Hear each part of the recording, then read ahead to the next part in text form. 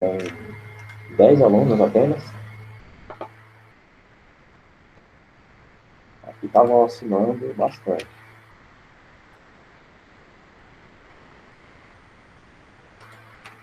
Bom,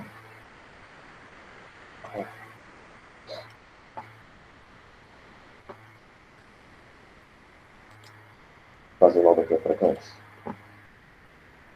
Certo? Bora lá. Arthur não está presente, não Camilo, nem Davi. Ingrid está presente? Também não.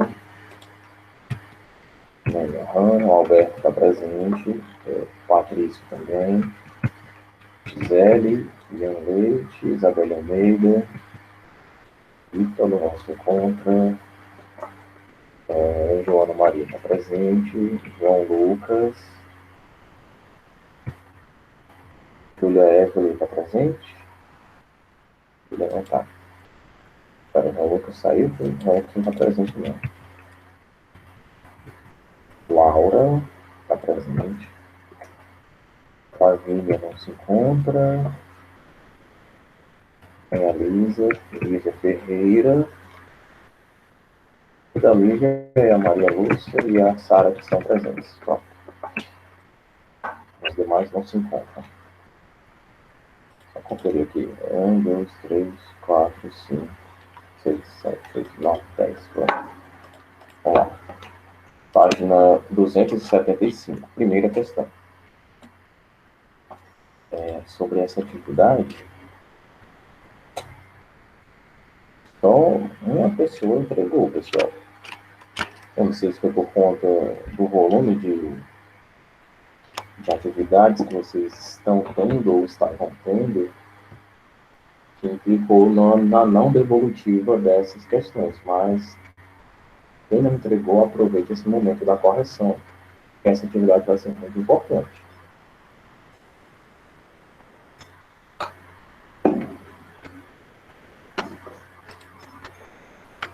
Vamos lá. Primeira questão, abre aspas. Falava-se muito de um Brasil grande, Brasil potência, e distribuindo-se adesivos com a inscrição Brasil, ame-o ou deixe-o, com bandeiras do Brasil na mão, cantavam repetidamente. Este é um país que vai para frente. Fecha aspas. Comente sobre a forte propaganda nacionalista durante, do governo de Médici. Só um momento aqui. Bora lá. Sobre essa propaganda, ou melhor, sobre o governo de Garrafa Azul Médici, a propaganda foi, certo? Foi muito forte. Ela tinha uma identidade pouco populista, claro, porém, ela tinha uma identidade mais nacionalista do que todas as outras do regime militar, influenciando diversos setores, principalmente o do futebol, certo? A música, com uma certa parte aceitando, outra não, já que nós vimos que muitos grupos de artistas eram contra esse governo, e não à toa eram contra esse governo, e também influenciou uma parte do teatro, pelos mesmos motivos que não influenciou outra parte do teatro. Ou melhor, outros setores da arte. Continuando. Essa propaganda se dava por meio de expressões que a gente até pode chamar de frases de efeito. Por exemplo, ninguém segura este país, este é um país que vai para frente, Brasil é um país do futuro, Brasil, ame-o ou deixe-o. Era essa a linguagem utilizada na propaganda nacionalista do presidente Médici. Para quem não fez ainda, vou colocar aqui. Tá. Primeira questão. Aí tem A, né? Primeira questão tem A. Ok.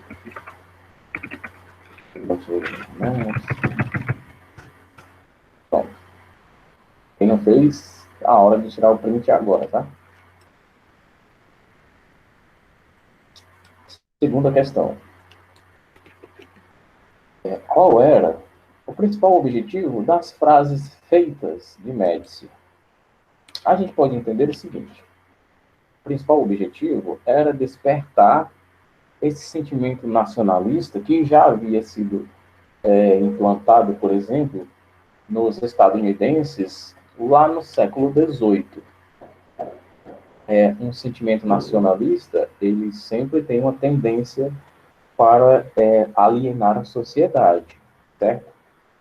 Meio que fica o fanista, que é aquele nacionalista, como que eu posso dizer, meio que irracional, fanático, fanático por sua nação, a ponto de não ver os erros do governo que ele tanto idolatra. Assim, teríamos uma espécie de desvio da atenção em relação às políticas repressoras do governo de Médici contra a sociedade. Por meio, por exemplo, da enorme propaganda, do enorme patrocínio marqueteiro que havia em relação ao futebol no Brasil naquela época. Não é à toa que o brasileiro se diverte tanto na época da Copa do Mundo. Não é à toa, fazendo uma relação com essa diversão, tá? Que a eleição presidencial também é nesse ano, né? A Copa do Mundo, aqui no Brasil, no caso, é no mesmo ano das eleições presidenciais. O povo indo à loucura, o povo que pode e acha que pode ir à loucura com essa comemoração nacionalista do futebol, enquanto a política acontece na calada da noite, roubando tudo que podem do dinheiro público.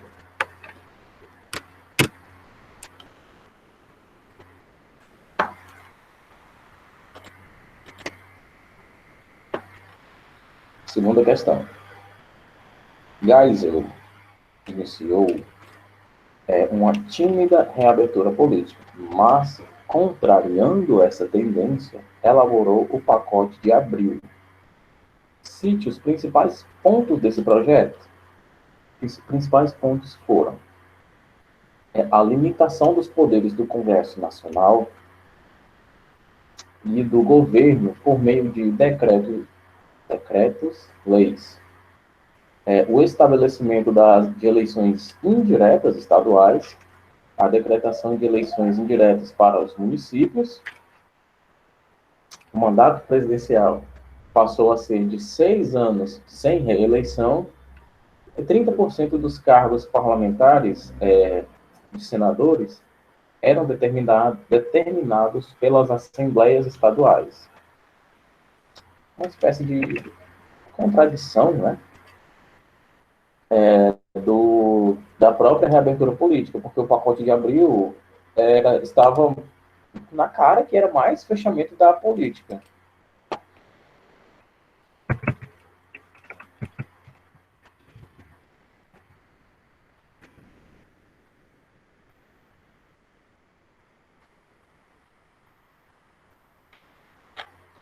Vamos lá, continuando. Terceira questão. O que foi a lei de anistia criada pelo presidente João Figueiredo? A lei de anistia foi uma política criada em 1979 que consistia em restabelecer os direitos políticos a quem havia sido cassado, certo? No caso, os direitos políticos de alguém que foram tirados, a anistia consistia na devolução desses direitos, certo? Claro, não era em sua plenitude a devolução, certo?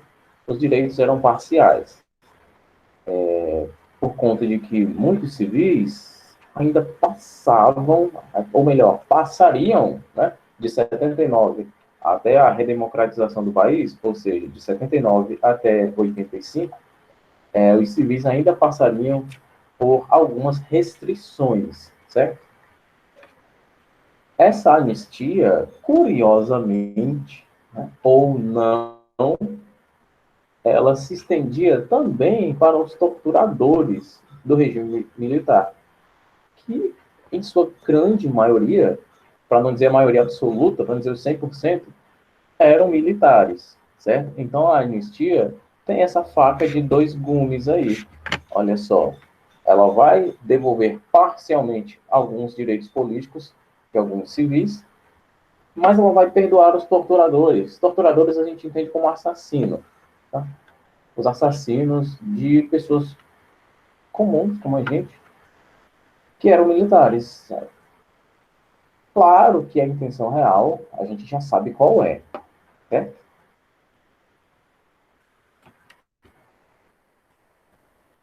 Cadê vocês aqui, hein? Aqui.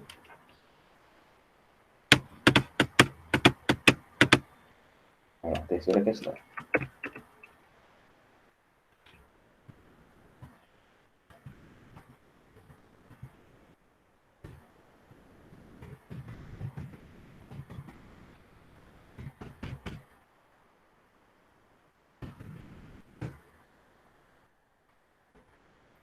Vocês estão pegando, né, pessoal? As respostas, quem não fez?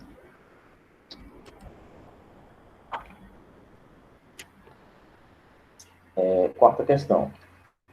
Peraí. Então, o que foi o milagre econômico? E quais eram as consequências, ou melhor, quais foram as consequências dessa fase? Milagre econômico, respondendo à primeira pergunta, né? O que é que foi? Foi um programa econômico do ministro da Fazenda, criado, aliás, pelo ministro da Fazenda, Delfim Neto, que durou entre 69 até 73, período em que a economia brasileira cresceu por meio do aumento da linha de crédito e do controle de preços e abertura de fluxo de capital externo, do investimento estrangeiro, certo? Que fez a economia brasileira crescer. Mas, em compensação, não houve desenvolvimento social, falando das camadas mais baixas da sociedade, principalmente. Porque, claro, é evidente que houve desenvolvimento na classe média e na classe média alta também, né? Para a gente não citar a classe alta aqui. Continuando. Esse programa, notadamente, não alcançou os resultados mais esperados, por conta justamente do aumento da dívida externa. Então, o capital externo entrou, o Brasil pegando dinheiro de outras nações,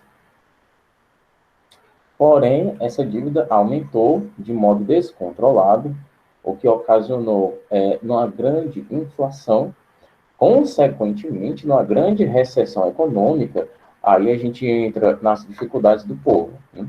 Baixo poder aquisitivo, no caso, a valorização da moeda indo lá para baixo. E só aí a gente já tem mais motivos de insatisfação popular. E como eu já falei para vocês, a insatisfação popular é a pior coisa para um governo. Mesmo um governo ditatorial. Aquela frase, o povo unido jamais será vencido, até certo ponto é verdade. Bom, então vamos lá. Vou colocar aqui uma resposta aqui, para resumir esse montão de coisa aqui que eu falei para vocês.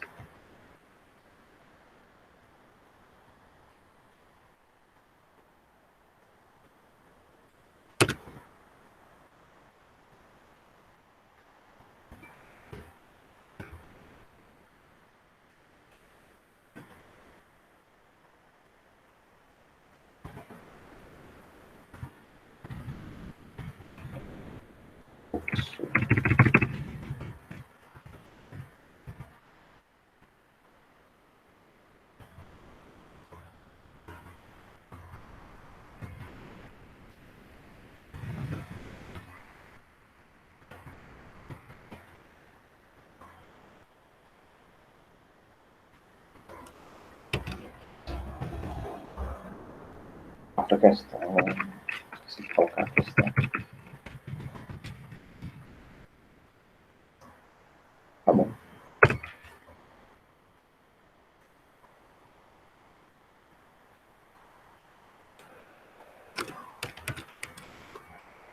Quinta questão. Com o retorno do pluripartidarismo no Brasil, cite os principais partidos políticos que surgiram durante o governo de Figueiredo. Basicamente, PCdoB, PT, PDT, PDS e PMDB. A resposta mais resumida que vocês vão ter é essa daqui. Mas vamos lá. Bom, os partidos políticos, dando destaque, né? Claro que não foram só esses, dando destaque. Que se mais destacaram no governo de Figueiredo foram o Partido do Movimento Democrático Brasileiro, que hoje é só MDB, o Partido Democrático Social, que se originou da Arena, Partido Democrático Trabalhista, que herdou o histórico do político Getúlio Vargas e de João Goulart, junto aos trabalhadores. O próprio PT, o Partido dos Trabalhadores, fundado em meio ao sindicalismo, tendo como a maior liderança, certo? O ex-presidente Lula, e o Partido Comunista do Brasil, PCdoB, que saiu, finalmente, para eles, né? Saíram da ilegalidade, porque em outro governo foram considerados ilegais por lei, e se organizaram em torno de sua liderança com João Amazonas. Vamos lá.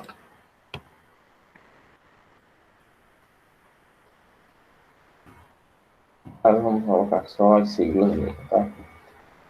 Vamos lá. PMDB na 4, na 5, né? PMDB.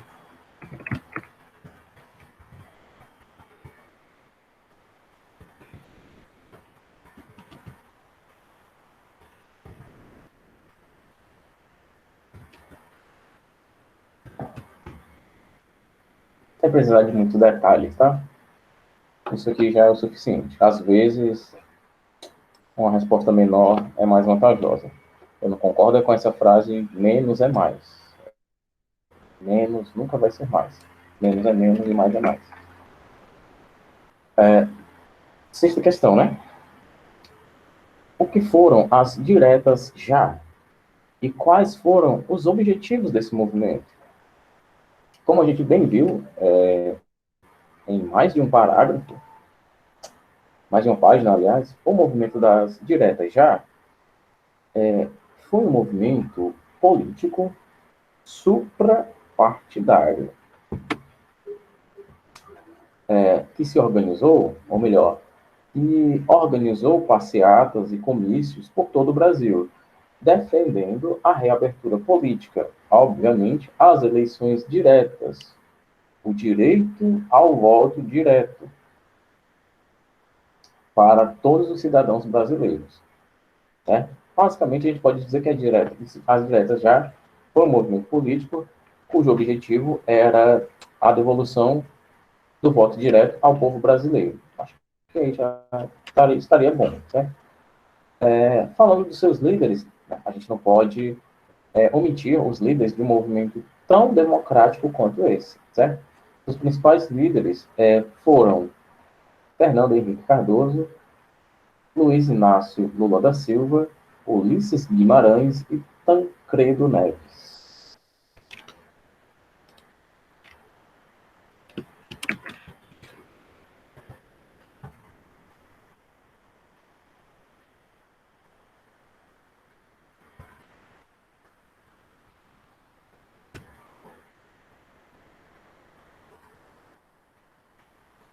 Continuando. Sétima questão, né? O período da ditadura militar foi marcado tanto pela censura quanto pela grande efervescência cultural, inclusive como forma de resistência política. A partir disso, aponte alguns dos movimentos que surgiram nessa época e cite suas contribuições para o cenário cultural brasileiro. Bom, vamos começar com os anos de 60, tá bem? Que foram marcados por movimentos culturais em todo o mundo, não apenas no Brasil, certo? Com várias expressões significativas em diversos setores, ou melhor, em diversos segmentos culturais, certo? Em diversos segmentos da arte em geral, como música, teatro, cinema, a arte em geral.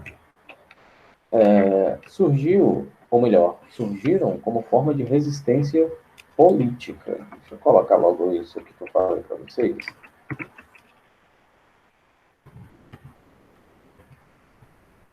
Três pontinhos, porque. Não, só um pontinho. Bom, vamos lá. Como forma de resistência política, certo? Dando um destaque para esse período, vamos entender a Jovem Guarda como um dos movimentos mais importantes, certo? Embora fosse um movimento usado pelos militares para distanciar os jovens de grupos que eram contrários à ditadura militar. No caso, a Jovem Guarda, diferente do que geralmente é pregado para as pessoas no rádio, na televisão, a Jovem Guarda era um movimento que apoiava a ditadura militar, ou melhor, era um movimento da ditadura militar, certo? Continuando, temos a Tropicália, que não é aquela banda de forró, do forró das antigas, tá? A Tropicália, ela reunia na música elementos populares, elementos regionalistas do território brasileiro, a gente poderia dizer. Além dos elementos populares, na musicalidade, né? No seu conteúdo, trazia críticas ao governo. E também temos os festivais musicais e os protestos diretos e indiretos de vários artistas, como, por exemplo, Chico Buarque, Geraldo Vandré, Edu Lobo, Caetano Veloso também, Gilberto Gil. E a gente também vai dar um certo destaque, mais do que merecido também, para o cinema novo, certo? O cinema novo, que a partir de uma estética diferente, né, uma estética diferenciada, produzia filmes que denunciavam a realidade que vivia o povo brasileiro.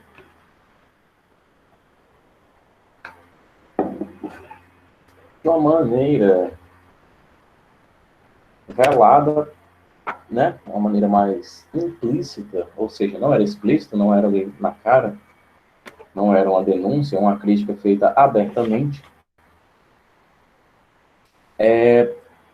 mas a crítica estava contida ali, tá certo? Isso aqui que eu coloquei ainda é sobre a última questão que a gente fez, tá? Sim, Patrícia, é verdade. Eu vi que você e a Maria Lúcia mandaram. Realmente, estou lembrando agora. Estava tendo um probleminha no Google Sala de Aula, que no caso eu não sei o que é. Assim, eu tenho certeza que o problema não é no meu Drive. Mas assim, muitos alunos não conseguiram mandar. Sabe, eu fiquei assim, muito curioso sobre o que é que está acontecendo. Porque, se eu não me engano, eu tenho ainda uns 14 GB, 13 GB e meio de espaço livre. Então, talvez o drive de vocês possa estar com bastante. No caso, espera aí.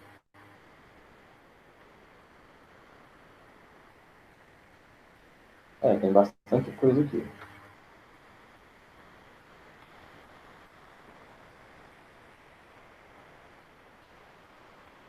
No caso, tem muita coisa para apagar aqui do Google Drive.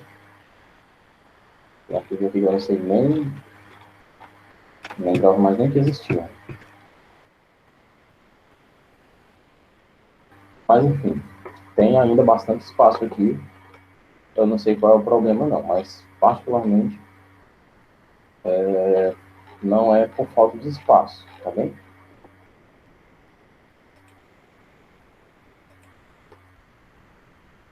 Mas, assim, se não der para mandar pelo Google Sala de Aula, pode mandar pelo WhatsApp, que o importante é chegar até aqui, tá bem?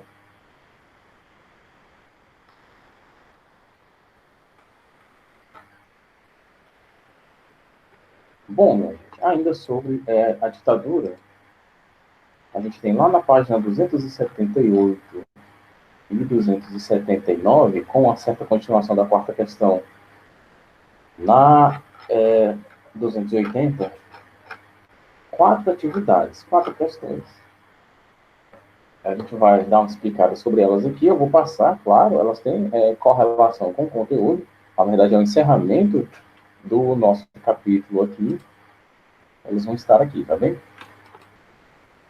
Fazendo parte do nosso conteúdo, tendo bastante relevância. Porque, pronto, Patrícia, acabei de receber aqui, olha, confirmação de uma, duas. Ah, Cristo, está chegando confirmação de um montão de gente aqui que conseguiram enviar. Então, particularmente, eu não sei qual é o problema, não. Não sei se é aí, se é aqui. Talvez o sinal estava oscilando aqui. No caso, realmente estava. E estava com dificuldade de. Não sei. Bom, a primeira questão da 278 diz o seguinte: o período militar brasileiro recente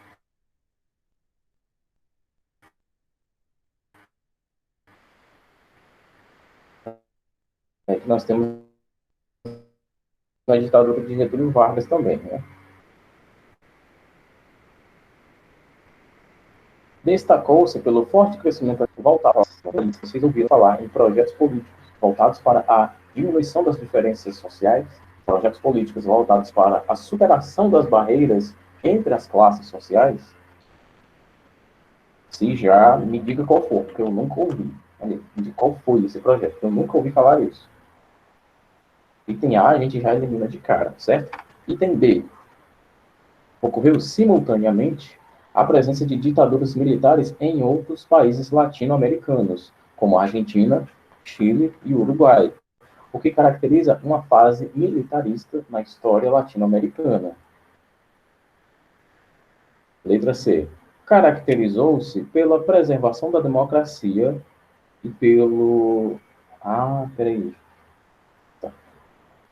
Pela preservação da democracia, a despeito da disposição autoritária de alguns grupos militares que desejavam suprimir os direitos políticos de membros da oposição. Cuidado com as pegadinhas aqui, tá bem? Iniciou-se, aliás, com um golpe militar que depôs o presidente João Goulart e encerrou com as eleições presidenciais diretas e a convocação da Assembleia Constituinte ao final do governo Médici. Contou com forte presença militar e política dos Estados Unidos, que utilizaram o território brasileiro como base para a instalação de mísseis anticubanos dentro do cenário da Guerra Fria. Temos 1, 2, 3, 4, 5, 6, 7. 7 pessoas.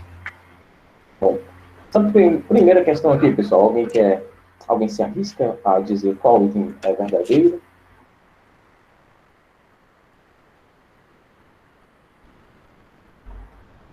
Sem medo, tá bem? Eu já eliminei o item A. B, C, D ou E. Não precisa ter medo de errar, não, porque a gente aprende errando mesmo.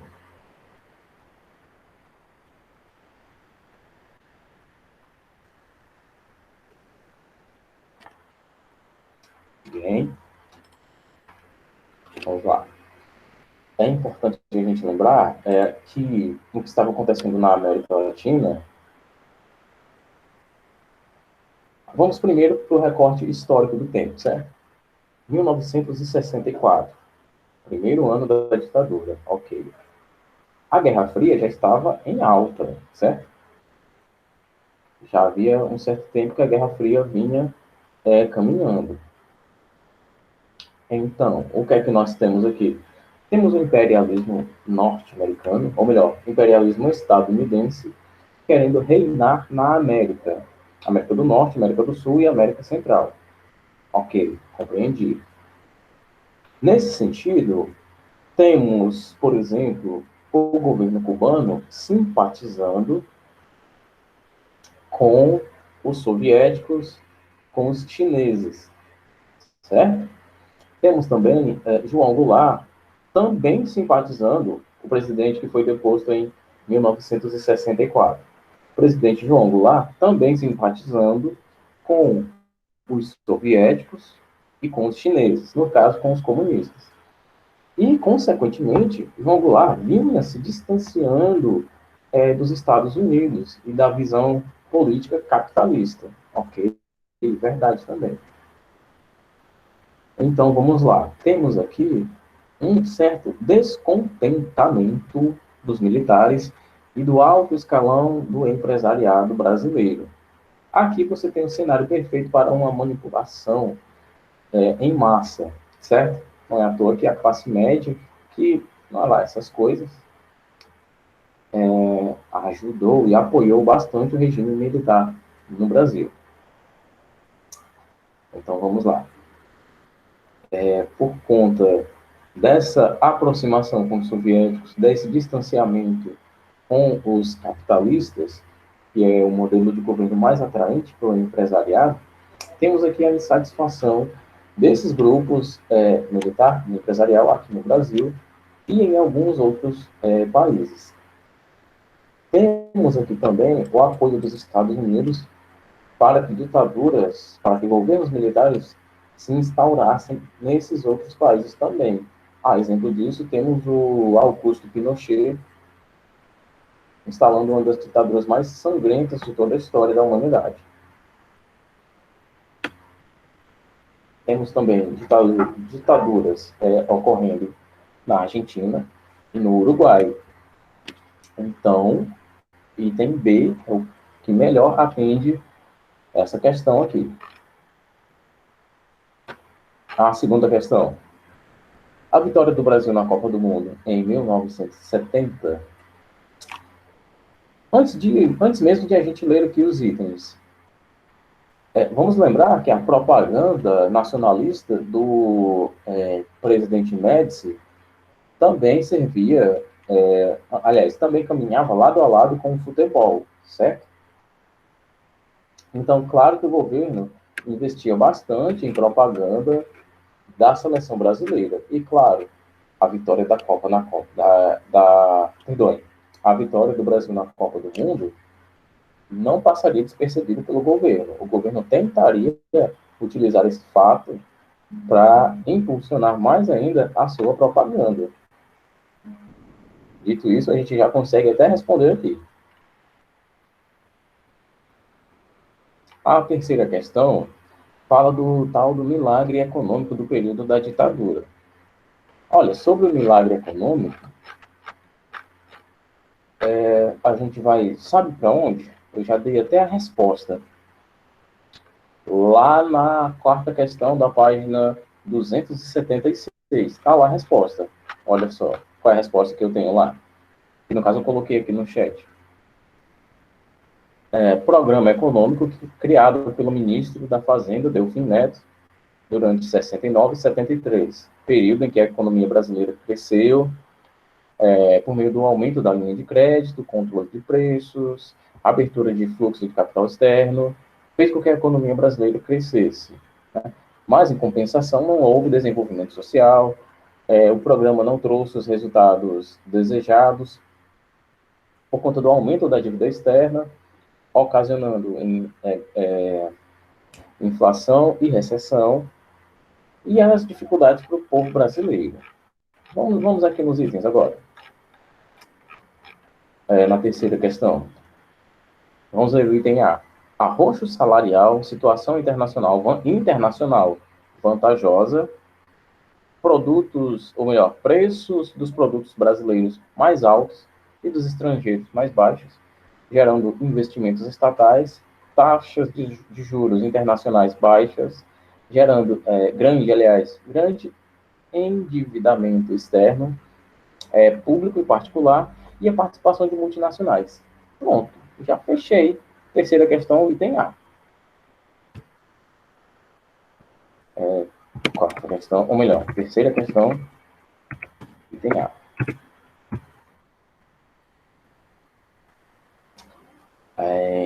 Bom, deu nossa hora, infelizmente. A gente se vê amanhã com geografia, tá bem, pessoal? Vou ficando por aqui. Espero que tenha mais gente amanhã. Quem tirou o print, por gentileza, se puder compartilhar com os colegas, vai ser muito bom, tá? No grupo de vocês. Ou então só avise que na aula de hoje foram dadas as respostas da atividade passada, que ela vai ser muito importante, tá bem? Bom, vou ficando por aqui. Um abraço a todo mundo e a gente se vê amanhã. Até mais, pessoal.